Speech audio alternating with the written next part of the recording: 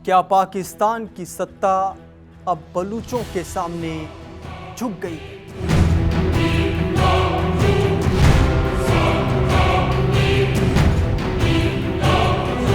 क्या पाकिस्तान के CDF आसिम मुनीर बलूच लड़ाकों के सामने घुटने टेक चुके हैं?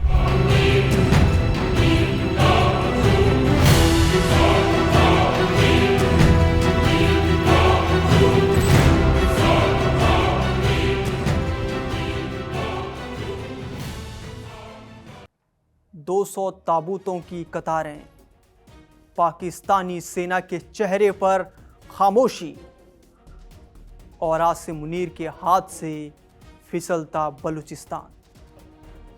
क्या इसे जीत कहते हैं? बलूचिस्तान में हर लाश इस्लामाबाद के दावों को नंगा कर रही है। बलूचिस्तान की धरती पर जो तस्वीरें सामने आई हैं वो किसी ऑपरेशन की सफलता नहीं बल्कि एक फेल सिस्टम की गवाही देती हैं। हर ताबूत एक सवाल है और हर खौफनाक तस्वीर इस्लामाबाद के दावों पर करारा तमाचा। जनरल मुनीर की गरज भाषणों तक सिमट गई है। वो खुद बंकरों में छिपे हुए हैं, बुलेट प्रूफ कांच के पीछे से बयान जारी कर रहे हैं, पर जमीन पर हालात बता रही हैं कि बलूचिस्तान का कंट्रोल हाथ से निकल चुका है। ऑपरेशन के नाम पर प्रचार और नतीजे में शर्म। ये हार नक्शों पर नहीं, तस्वीरों में साफ दिख रही है।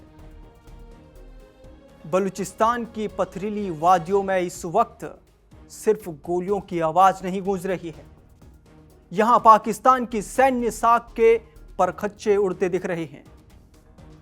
अंतर्राष्ट्रीय मंचों पर जनरल आसिम मुनीर भले ही ऑल इज वेल का रटा रटाया बयान दोहराते हों, लेकिन जमीन पर बिछे ताबूत उनकी बातों को झूठा साबित कर रहे हैं। 200 से अधिक सैनिकों की मौत की खबरें, चाहे आधिकारिक रूप से मानी जाएं या नहीं, एक ऐसे संकट की ओर इशारा करती हैं जिसे अब दबाया नहीं जा सकता। दिल्ली से लगभग 1000 किलोमीटर दूर बलूचिस्तान आज सिर्फ एक अशांत प्रांत नहीं बल्कि पाकिस्तान की राज्य क्षमता की परीक्षा बन चुका है। करीब 26 साल पहले गठित बलूच लिबरेशन आर्मी यानी BLA का घोषित लक्ष्य बलूचिस्तान को अलग कर स्वतंत्र पहचान देना अब केवल नारा नहीं रहा। यह दशकों से अपनाई गई सैन्य दमन की नीति के समस्या को सुलझाने के बजाय और गहराता गया है। जबरन गुमशुदगियां, कथित टॉर्चर सेल्स और राजनीतिक संवाद का अभाव, इन सब ने मिलकर स्थानीय आबादी और राज्य के बीच खाई चौड़ी की है।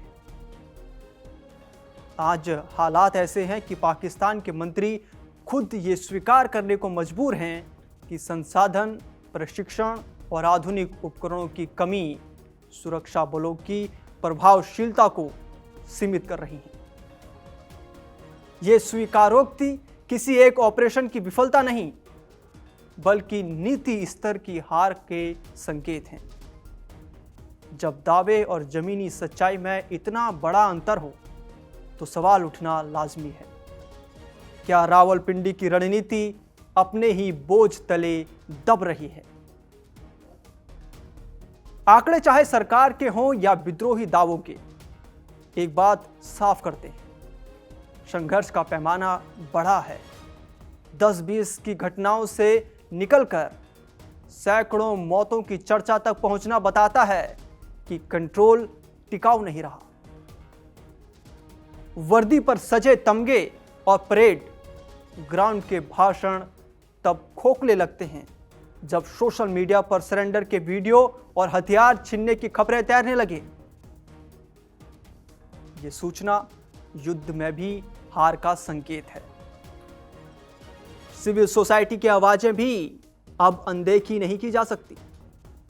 डॉक्टर मेहरंग बलूच जैसी एक्टिविस्ट्स ये रेखांकित करती हैं कि बलूच समाज का असंतोष ऐतिहासिक है और 1971 के अनुभवों से सबक ना लेना आज की मुश्किल को और बढ़ा रहा है। उनकी चेतावनियां इस बात पर जोर देती हैं कि राजनीतिक समाधान के बिना सैन्य उपाय अस्थायी हैं। इसी बीच उग्रवादी संगठनों के बयानों में प्रतिरोध की भाषा तेज हुई है। इन दावों की स्वतंत्र पुष्टि कठिन है, लेकिन उनका प्रभाव, डर, अनिश्चितता और निवेश जोखिम वास्तविक है।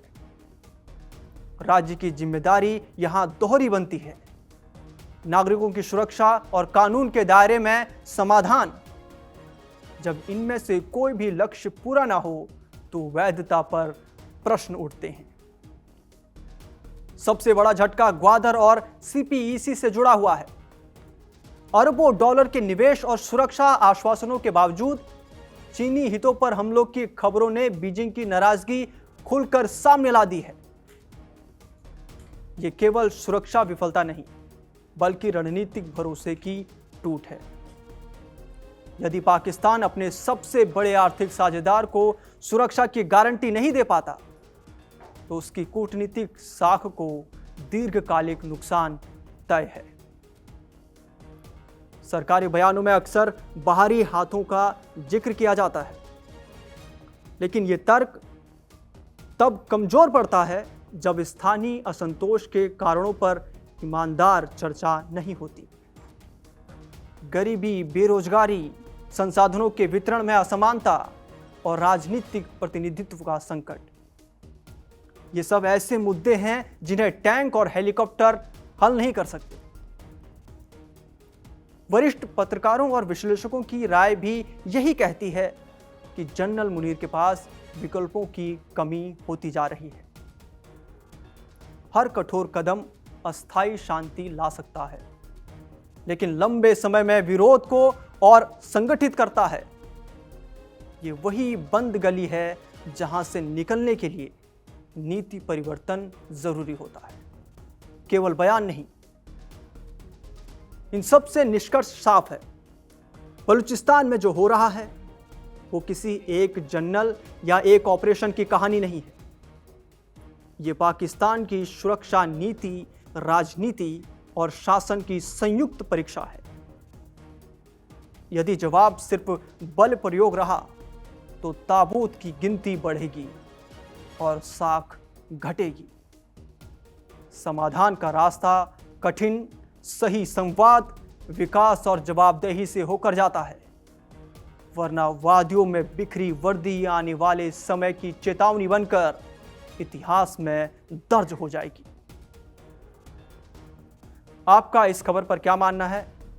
अपनी राय कमेंट बॉक्स में जरूर दें और देश और दुनिया की तमाम बड़ी अपडेट्स के लिए आप देखते रहिए कड़क। नमस्कार।